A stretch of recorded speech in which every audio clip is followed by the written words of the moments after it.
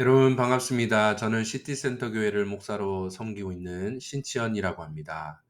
오늘 여러분 현장에서 제가 발표를 진행해야 되지만 개인적인 사정으로 이렇게 영상으로 발표를 진행하게 된 점 양해를 부탁드립니다. 오늘 저는 이주민을 향한 기독교적 환대라는 제목으로 특별히 시티센터 교회를 사례를 중심으로 어떻게 기독교가 이주민에 대한 환대를 실천하고 앞으로 다문화 사회를 준비해야 할 것인지를 발표하도록 하겠습니다. 저희 교회의 이름은 시티센터 교회입니다. 교회 이름처럼 도시 중심, 울산의 도시 중심에 자리 잡고 있고요. 실제로 주소가 울산광역시 중구 중앙동 중앙길 91번지입니다. 이래서 울산의 중심에서 한국인과 외국인이 함께 도시와 열방을 섬기는 다문화 교회로서 시티센터 교회가 2019년 1월에 출발을 했고 지금 약 4년 10개월 정도 된 아직 어린 젊은 교회입니다.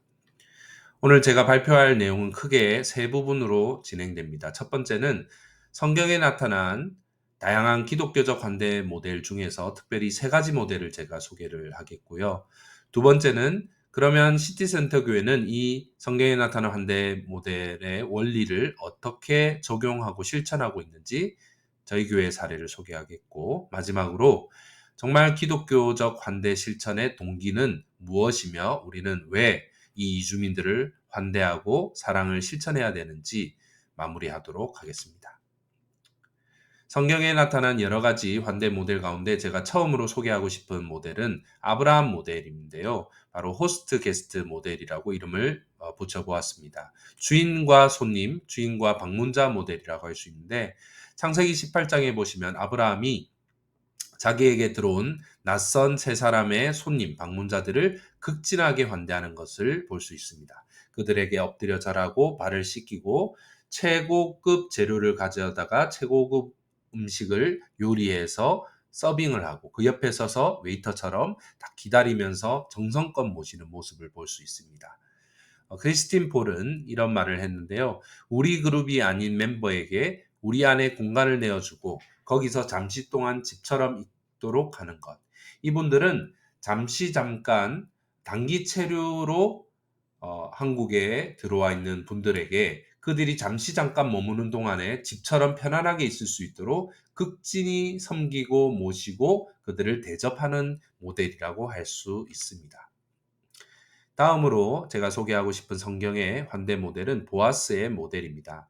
이것은 컴패니언 또는 파트너십 모델이라고 할 수 있습니다. 바로 동반자로서, 협력자로서, 파트너로서 동등한 위치에서 함께 협력하는 관계라고 할 수 있습니다. 성경 룻기에 보시면 유대 땅 베들레헴, 이스라엘 본토에 들어왔던 이방 여인 룻의 정착 과정을 소개하는 것을 볼 수 있습니다. 이 룻은 이방 여인이었고 모압 땅에서 건너온 오늘날로 치면 외국인 근로자 또는 결혼 이주 여성이라고 할 수 있습니다. 그런데 룻이 낯선 땅에 친구도 지인도 하나 없는 언어도 문화도 낯선 이 땅에 들어왔을 때 그 땅의 나름 유지이자 지주였던 보아스는 그녀를 아주 친절하게 환대합니다.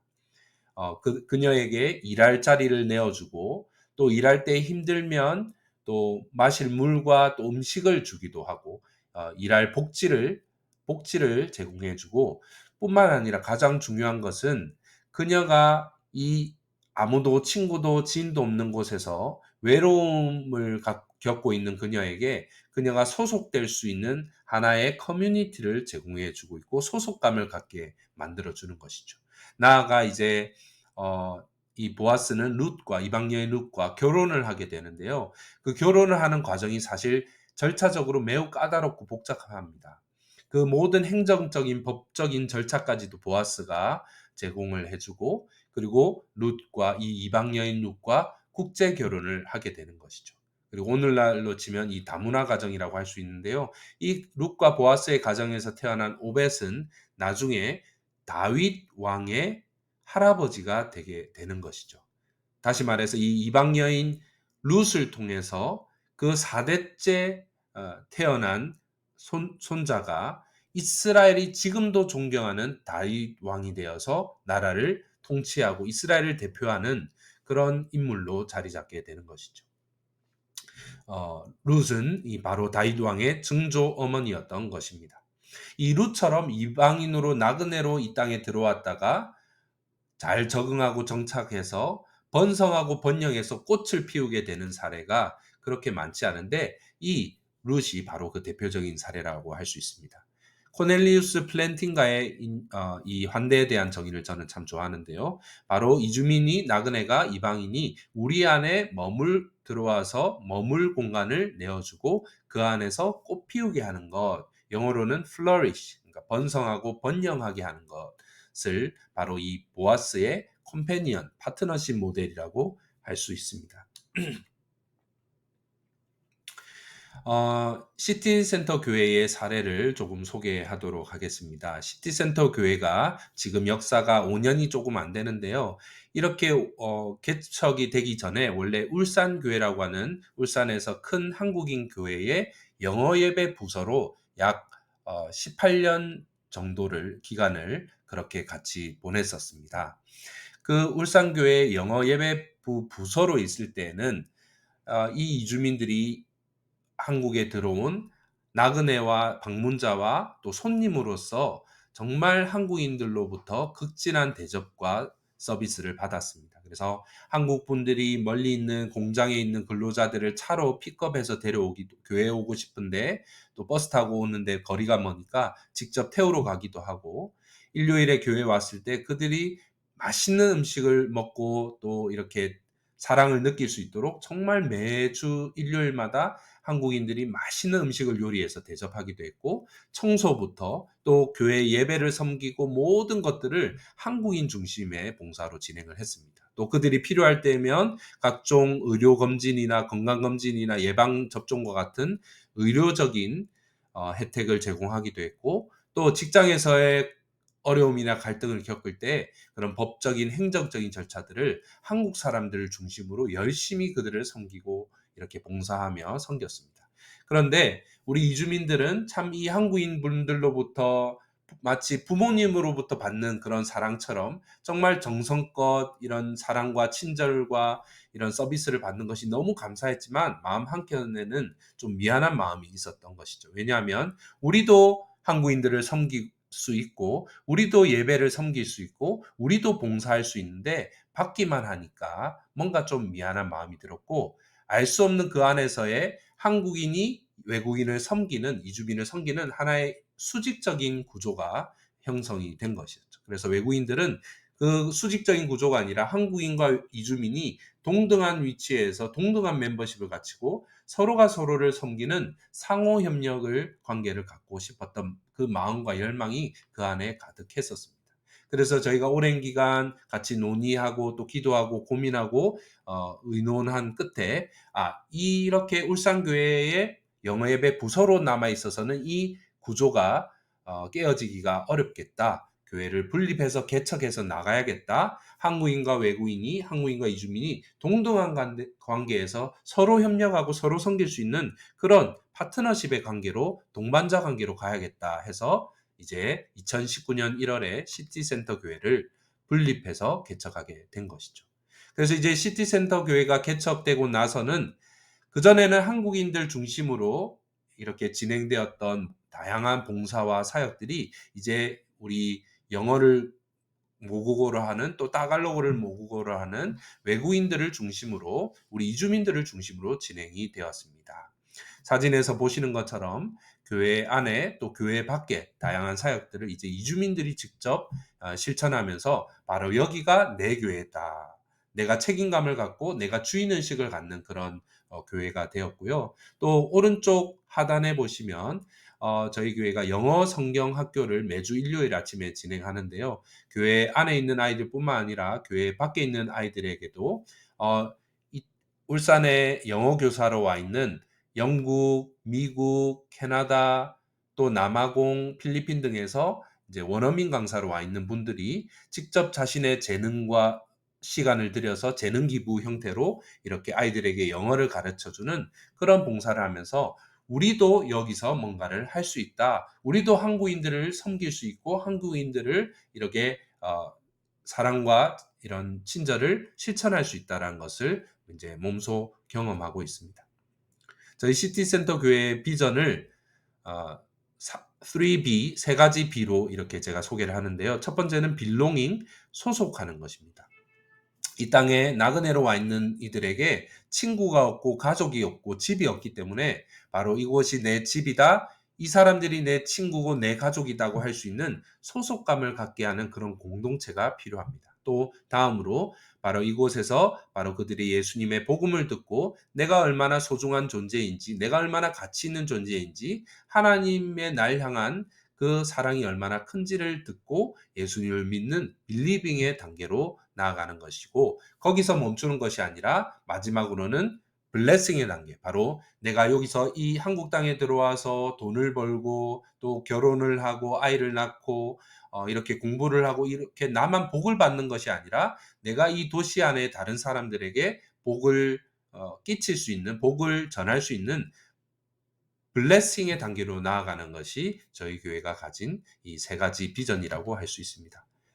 그래서 바로 이 첫 번째 빌롱잉, 소속감을 갖는 그 공동체를 형성하기 위해서 저희 교회에서는 소속되기, 친구되기 사역을 진행하고 있고요. 바베큐, 불멍, 캠핑, 볼링, 농구, 등산, 보드게임, 영화 감상, 물놀이와 같은 또 여름 휴가철이나 또 설, 추석과 같은 명절 이렇게 공식적으로 쉴 수 있는 날에는 우리가 이 이주민들과 함께 국내의 다양한 관광지를 여행하기도 하고, 그래서 이곳에서 외로움을 달래기도 하고 친구를 사귀기도 하고, 바로 이곳이 내 가족이다, 이곳이 내 집이다, 내가 소속감을 느끼는 그런 공동체를 제공하고 있습니다.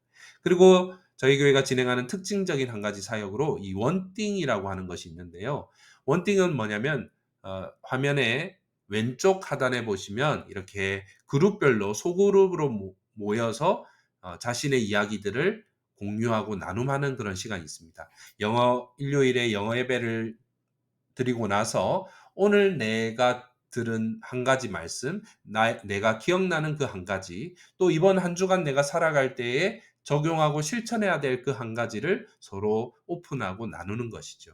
그러면서 자기가 갖고 있는 그 어려움의 문제, 직장에서의 갈등, 가족과 친구 관계의 갈등, 외로움의 문제들을 서로에게 오픈하면서 서로가 서로 나도 그런 아픔이 있다. 서로 공감하고 위로하기도 하면서 또 서로를 위해서 기도해 주면서 정말 위로를 받는 것이죠. 그래서 이 원띵을 통해서 여기가 나의 집이구나. 이 사람들이 나의 집을 떠난 나의 집이고 가족을 떠난 나의 가족이구나 하는 소속감을 느낄 수 있습니다.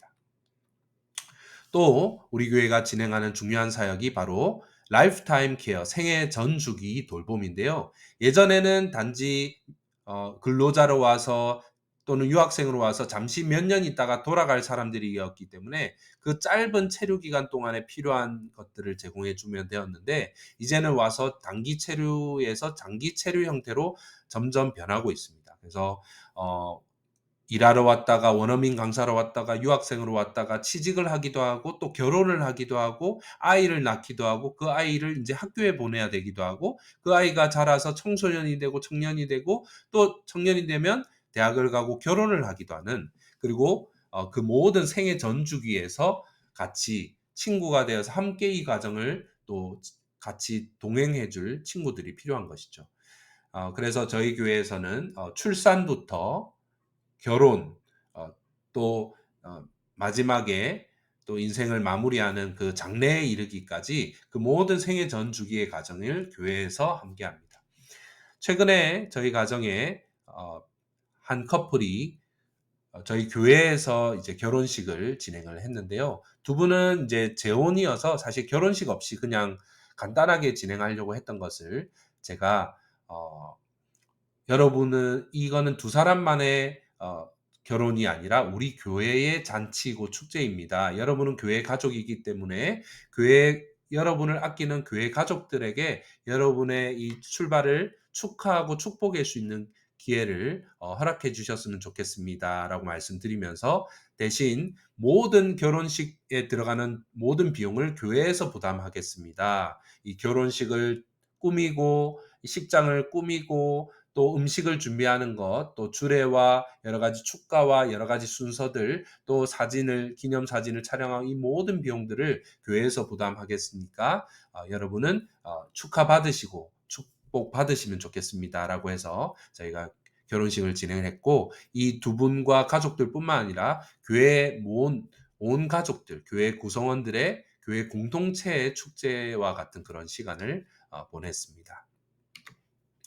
그리고 저희 교회에서 울산 글로벌 프렌즈라고 하는 이 어, 봉사활동 동아리 중앙동 행정복지센터에 등록된 봉사활동 동아리를 만들어서 교회 이름으로 때로는 다가가기 어려운 이주민들이나 또 사람들에게 우리가 교회 이름이 아니라 이 봉사단체인 울산 글로벌 프렌즈 UGF 이름으로 다가가서 그들에게 친구가 되고 그들과 함께 이렇게 그들에게 필요한 것들을 제공하는 사역들을 진행하고 있습니다. 교회 이름으로 했을 때 또 다른 외국인들이나 이주민들, 종교가 다른 사람들에게 교회가 이거 전도 활동하고 포교 활동하려고 하는 것 아니냐라는 오해를 받을 수 있는데 저희는 그런 게 아닙니다. 저희는 예수님의 제자들로서 크리스찬들로서 예수님께 받은 사랑을 그대로 똑같이 실천하는 겁니다. 그래서 전도 목적이 아니라 그분들이 이 땅에서 정말 잘 적응하고 정착하고 번성하고 번영하는 것이 우리의 목적입니다라고 밝히고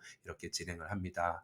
그래서 단순히 surviving, 이 땅에서 생존하고 버티는 것을 넘어서 thriving, 정말 번영하고 번성할 수 있도록 그들이 잘 적응하고 정착할 수 있도록 성장하고 번영할 수 있도록 다양한 교육 문화 프로그램들을 진행합니다. 보시면 사진에 나오는 것처럼 이주민들을 위한 한국어 교실을 진행하기도 하고 또 아프간 이주민들, 난민들과 함께 소풍을 가기도 하고 또 울산대학교 학생들과 함께 봉사활동을 진행해서 우리 다문화 가정의 아이들에게 여러 가지 사회적, 신체적, 정서적, 지적 성장을 위한 그런 활동들을 제공하기도 하고 아트 교실, 요리 교실, 과학 실험 교실을 통해서 우리 아이들이 건강한 전인적인 건강한 인격과 관계와 그런 태도와 가치관과 또 그런 것들을 가지고 지적으로도 관계적으로도 성장할 수 있는 프로그램들을 제공을 하고요.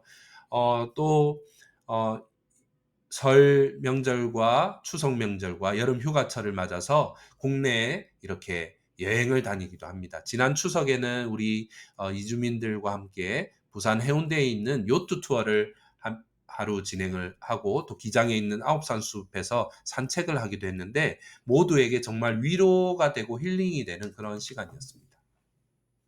자, 마지막으로 기독교적 환대 실천의 동기에 대해서 언급하고 오늘 발표를 마치겠습니다.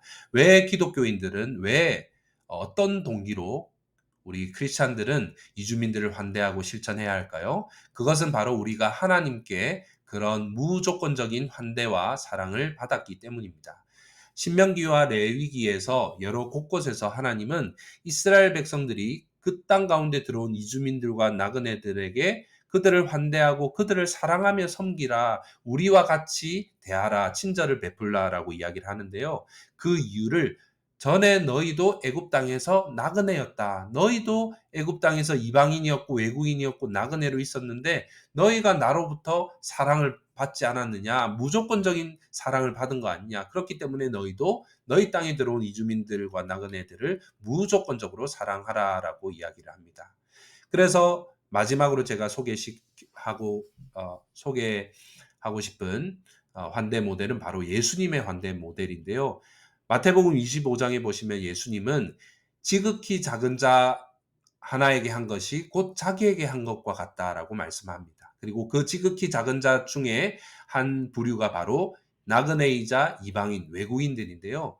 예수님이 실제로 헤롯 대왕의 영아 대학살을 피해서 애굽으로 부모님을 따라서 피란을 가셨던 적이 있습니다. 예수님이 실제로 이 난민과 이주민의 가정의 자녀로서 자랐기 때문에 그 외국인의 삶을 경험하셨기 때문에 예수님은 이 우리 땅에 들어와 있는 이 이주민들과 나그네를 보면서 자기 자신과 동일시하는 것이죠.